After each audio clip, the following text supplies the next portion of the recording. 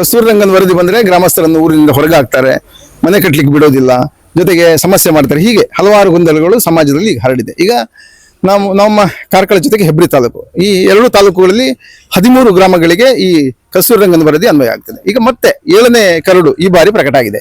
2013ರಲ್ಲಿ ಪ್ರಥಮ ಕರಡು ಪ್ರಕಟ ಆದಾಗ ರಾಜ್ಯದಾದ್ಯಂತ ಒಂದಷ್ಟು ಪ್ರತಿಭಟನೆಗಳಾಗಿತ್ತು. ಅದ್ರ ಜೊತೆಗೆ ಕಾರ್ಕಳ ತಾಲೂಕಲ್ಲಿ ಕೂಡ ಬಹಳಷ್ಟು, ಹೆಬ್ರಿಯ ಜೊತೆಗೆ ಕಾರ್ಕಳ ತಾಲೂಕು ಎಲ್ಲ ಕಡೆ ಕೂಡ ಬಹಳಷ್ಟು ಪ್ರತಿಭಟನೆಗಳಾಗಿತ್ತು, ಹೋರಾಟ ಆಗಿತ್ತು. ಜನ ಬಹಳಷ್ಟು ಏನಂದ್ರೆ ಒಂದು ರೀತಿ ಆತಂಕದಿಂದಲೇ ಬೀದಿಗಿಳಿದಿದ್ರು. ಆದ್ರೆ ಈಗ ಹಾಗಲ್ಲ. 7ನೇ ವರದಿ ಅಂದ್ರೆ 7ನೇ ಬಾರಿಗೆ ಅದರ ಕರಡು ಪ್ರಕಟ ಆಗಿದೆ. ಅದ್ರ ಜೊತೆಗೆ ಒಂದಷ್ಟು ಗ್ರಾಮಗಳನ್ನು ಕೈಬಿಟ್ಟರು ಕೂಡ, ಆದ್ರೆ ಕಾರ್ಕಳ ತಾಲೂಕಿನ 13 ಗ್ರಾಮಗಳನ್ನು ಕೈ ಬಿಡಲಾಗಿಲ್ಲ, ಅವು ಹಾಗೆ ಇವೆ. ಹಾಗಾಗಿ ಇವತ್ತು ನಾವು ನಾಲ್ಪಾಲು ಗ್ರಾಮಕ್ಕೆ ಬಂದಿದ್ದೇವೆ. ಈಗ ಕಸ್ತೂರಿ ರಂಗನ್ ವರದಿಯ ಬಗ್ಗೆ ಬಹಳಷ್ಟು ಜನರಲ್ಲಿ ಆತಂಕ, ಗೊಂದಲ ಈಗ ಮತ್ತೆ ಆರಂಭ ಆಗಿದೆ. ನಾವಿವತ್ತು ನಾಲ್ಪಾಲು ಗ್ರಾಮ ಪಂಚಾಯತ್ನ ಮಾಜಿ ಅಧ್ಯಕ್ಷರು ದಿನೇಶ್ ಹೆಗ್ಡೆ ಅವರು, ಈಗ ಅವ್ರ ಜೊತೆ ಒಂದಷ್ಟು ಹೊತ್ತು ವಿಮರ್ಶೆಗಳನ್ನು ಮಾಡ್ಲಿಕ್ಕಿದ್ದೇವೆ. ದಿನೇಶ್ ಹೆಗ್ಡೆ ಅವರು, ಈಗ ಈ ಬಾರಿ ಕಸ್ತೂರಿ ರಂಗನ್ 7ನೇ ಬಾರಿಗೆ ಕರಡು ಪ್ರಕಟ ಆಗಿದೆ. ಈಗ ತಾವೆಲ್ಲರೂ ಕೂಡ ಕಳೆದ ಹಲವಾರು ವರ್ಷಗಳಿಂದ ಕೂಡ ಹೋರಾಟದ ಹಾದಿಯಲ್ಲಿ ಇದ್ದವರು. ಈಗ ಈ ಬಾರಿ ಮತ್ತೆ ಬಂದದ್ರಿಂದ ಜನ ಮತ್ತೆ ಆತಂಕಕ್ಕೆ ಒಳಪಡುವ ಹಾಗೆ ಆಗಿದೆ. ಈಗ ಈ ವಿಚಾರದ ಬಗ್ಗೆ ನಿಮ್ಮ ಅಭಿಪ್ರಾಯಗಳು ಏನು?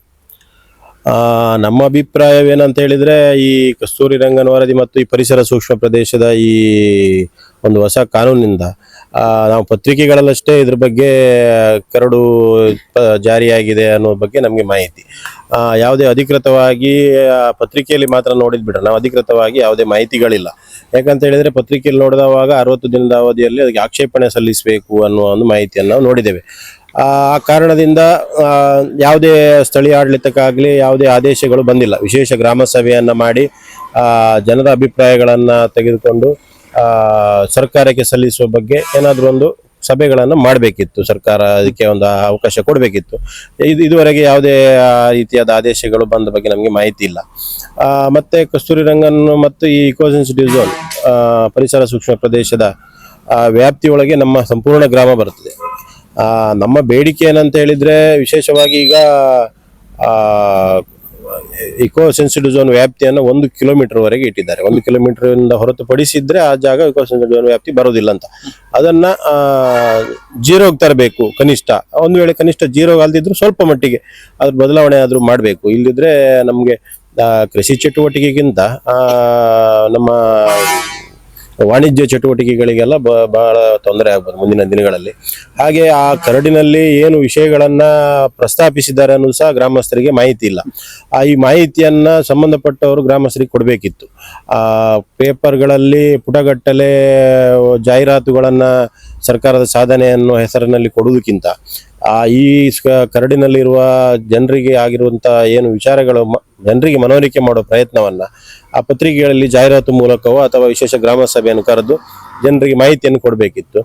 ಕೇವಲ ಈ ರಾಜಕಾರಣಿಗಳು ಗೊಂದಲದ ಹೇಳಿಕೆಗಳನ್ನು ಕೊಟ್ಟು ಅವರವರಿಗೆ ಬೇಕಾದ ರೀತಿಯ ಹೇಳಿಕೆಗಳನ್ನು ಒಂದೊಂದು ಪಕ್ಷದವರು ಅವರಿಗೆ ಬೇಕಾದ ರೀತಿಯಲ್ಲಿ, ನಾವು ಒಬ್ಬ ಸಂತ್ರಸ್ತನಾಗಿ ಇವತ್ತು ನಾವು ಮಾತಾಡಬೇಕಾಗ್ತದೆ. ಯಾಕಂತ ಹೇಳಿದ್ರೆ ನಾವು ಸಹ ಇದೇ ವ್ಯಾಪ್ತಿಗೆ ಸೇರಿದವರು. ಸರಿಯಾದ ಮಾಹಿತಿ ಇಲ್ಲದೆ ಜನರನ್ನ ಗೊಂದಲಕ್ಕೀಡು ಮಾಡುವುದು ಸರಿಯಲ್ಲ ಅಂತ ನನ್ನ ಭಾವನೆ. ಮತ್ತೆ ವರದಿಯನ್ನ ಸರ್ಕಾರ ಇವತ್ತು ತಿರಸ್ಕರಿಸಿದೆ ಅನ್ನೋ ಮಾಹಿತಿ ಕೂಡ ಬಂದಿದೆ. ಅದು ಶಾಶ್ವತ ಅಂತ ನನಗೆ ಅನಿಸುವುದಿಲ್ಲ. ಆದ್ರಿಂದ ಪ್ರತಿ ಬಾರಿ ಕೂಡ ವರದಿ ಬಂದಾಗ ಆಗ ಇರುವ ಸರ್ಕಾರ ಅದನ್ನು ಬೇಡ ಹೇಳುವಂತದ ಒಂದು ಆಕ್ಷೇಪ ಪತ್ರವನ್ನು ಕಳಿಸಿದೆ. ಆದ್ರೆ ಅದೇ ಅಂತಿಮ ಅಲ್ಲ. ಈಗ ಮತ್ತೆ ಬರ್ತಾ ಇದೆ ಅದು. ಈಗ ಈ ಬಾರಿ 7ನೇ ಕರಡು ಬಂದಿರುವಂತದ್ದು. ಈಗ ಇದು ಜನರಲ್ಲಿ ಗೊಂದಲಕ್ಕೆ, ಆತಂಕಕ್ಕೆ ಒಳಪಟ್ಟಿದ್ದಾರೆ ಜನ. ಅಲ್ಲ, ಅದೇ ಎಲ್ಲ ಸರ್ಕಾರಗಳು ಜನರನ್ನ ಓಲೈಸುವ ಉದ್ದೇಶದಿಂದ ನಾವು ತಿರಸ್ಕಾರ ಮಾಡಿದ್ದೇವೆ ಅಂತ ಹೇಳೋದು ಬಿಟ್ರೆ ಅದಕ್ಕೆ ಶಾಶ್ವತ ಪರಿಹಾರ ಏನು? ಒಂದು ವೇಳೆ ನಾವು ತಿರಸ್ಕಾರ ಮಾಡಿದ್ರೆ ಇದು ಅಂತಿಮವಾ? ಅಲ್ಲ, ನಮ್ಗೆ ಗೊತ್ತಿಲ್ಲ, ಮಾಹಿತಿ ಇಲ್ಲ. ಅಂತಿಮ ಆದ್ರೆ ಒಪ್ಕೊಳ್ತೇವೆ, ನಮ್ದೇನು ಸಮಸ್ಯೆ ಇಲ್ಲ. ಅಂತಿಮ ಅಲ್ಲದಿದ್ರೆ ಅದಕ್ಕೆ ಮುಂದೆ ವ್ಯವಸ್ಥೆಗಳು ಹೇಗೆ, ಆಕ್ಷೇಪಣೆಯನ್ನು ಯಾವ ರೀತಿ ಹಾಕಬೇಕು, ಏನು ನಮ್ಗೆ ನಾವು ಹೇಳುದು ಕೃಷಿ ಚಟುವಟಿಕೆಗೆ ಜನರಲ್ಲಿ ಒಂದು ಗೊಂದಲ ಇದೆ. ಕೃಷಿ ಚಟುವಟಿಕೆಗೆ ಸಹ ತೊಂದರೆ ಆಗ್ತಾ ಇದೆ. ರಾಸಾಯನಿಕ ಬಳಸಲಿಕ್ಕಿಲ್ಲ, ನಾವು ಅಡಿಕೆ ತೋಟಕ್ಕೆ ಬೋಡೋ ದ್ರಾವಣ ಹೊಡಿಲಿಕ್ಕಿಲ್ಲ, ಈ ರೀತಿ ಎಲ್ಲ ಗೊಂದಲ, ಸರಿಯಾದ ಮಾಹಿತಿ ಯಾರಿಗೂ ಇಲ್ಲ. ಆದ್ರಿಂದ ಈ ರೀತಿಯಾಗಿ ಸ್ಪಷ್ಟೀಕರಣವನ್ನು ಕೊಡಬೇಕು. ನಾನು ಹೇಳೋದು ಇದಕ್ಕೆ ಸಂಬಂಧಪಟ್ಟಂತೆ ಅರಣ್ಯ ಇಲಾಖೆಯವರನ್ನು, ಹಾಗೆ ಈ ಪರಿಸರ ಸೂಕ್ಷ್ಮ ಪ್ರದೇಶ ಮತ್ತು ಕಸ್ತೂರಿ ರಂಗನ್ ವಿಚಾರಗಳ ಬಗ್ಗೆ ತಿಳಿದಿರತಕ್ಕಂಥ ತಾಂತ್ರಿಕ ತಂಡದವರನ್ನು ಯಾರನ್ನಾದ್ರು ಅವರ ಜೊತೆ ಒಂದು ಬಹಿರಂಗ ಸಂವಾದ ಆಗಬೇಕು. ಆವಾಗ ಅಲ್ಲಿರುವ ಸತ್ಯಾಸತ್ಯತೆಗಳಂತ ಜನರಿಗೆ ತಲುಪ್ತದೆ. ಕೇವಲ ಪೂರ್ವಾಗ್ರಹ ಪೀಡಿತರಾಗಿ ಯಾರೋ ಒಬ್ರು ಹೇಳಿಕೆ ಕೊಡುದು, ಅದಕ್ಕೆ ಇನ್ನೊಬ್ರು ಪ್ರತಿಕ್ರಿಯೆ ಕೊಡುದು, ಇದು ಸರಿಯಲ್ಲ ಅಂತ. ಈಗ ಮಾಹಿತಿ ಕೊಡಬೇಕಾದ ಅರಣ್ಯ ಇಲಾಖೆ ಕೊಡ್ತಾ ಇಲ್ಲ ಹೇಳುವ ಒಂದು ಆರೋಪಗಳು ಕೇಳಿ ಬರ್ತಾ ಇದೆ. ಈಗ ಕಸ್ತೂರಿ ರಂಗನ್ ವರದಿಗೆ ಒಂದಷ್ಟು ಸಮಿತಿಗಳು ಆಗಿದೆ. ಆ ಸಮಿತಿಯ ಮೂಲಕ ಇವರು ಮಾಹಿತಿ ಕೊಡುವ ಕಾರ್ಯವನ್ನು ಮಾಡಬೇಕು. ಅದು ಇವತ್ತಿಗೂ ಆಗಿದೆ ಹೇಳುವ ವಿಶ್ವಾಸ ಇದೆ ನಿಮ್ಮಲ್ಲಿ?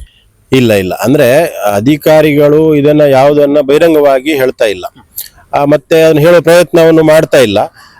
ಕೇವಲ ನಾವು ಇವತ್ತು ಒಂದು ಭೂ ಪರಿವರ್ತನೆಗೆ ಅರ್ಜಿ ಸಲ್ಲಿಸಿದವಾಗ ನಮ್ಗೆ ಮಾಹಿತಿ ಬರ್ತದೆ, ಈ ಕಾರಣದಿಂದ ನಮ್ಮ ಭೂ ಪರಿವರ್ತನೆ ವಿಲೇವಾರಿ ತಡವಾಗಿ ಬಂದಿದೆ, ವಾಣಿಜ್ಯ ಭೂ ಪರಿವರ್ತನೆಯನ್ನ ಅವಕಾಶ ಇಲ್ಲ ಅನ್ನೋದು, ಪ್ರೊಜೆಕ್ಟ್ ಸ್ಥಗಿತಗೊಳಿಸುವುದು, ಈ ರೀತಿ ಚಟುವಟಿಕೆಗಳಾದಾಗಲೇ ನಮ್ಗೆ ಗೊತ್ತಾಗಿದೆ ಇದ್ರ ಪರಿಣಾಮಗಳು ಮುಂದೆ ಹೇಗಾಗಬಹುದು ಅನ್ನೋ ಒಂದು ಆತಂಕ.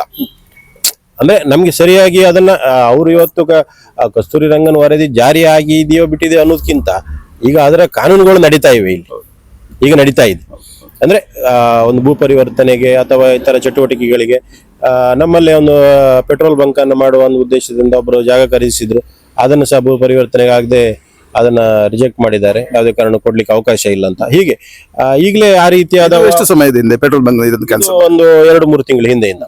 ಅಂದ್ರೆ ಈಗ ಅಘೋಷಿತವಾಗಿ ಅದೇ ವ್ಯವಸ್ಥೆಯಲ್ಲಿ ನಡ್ಕೊಂಡು ಬರ್ತಾ ಇದೆ.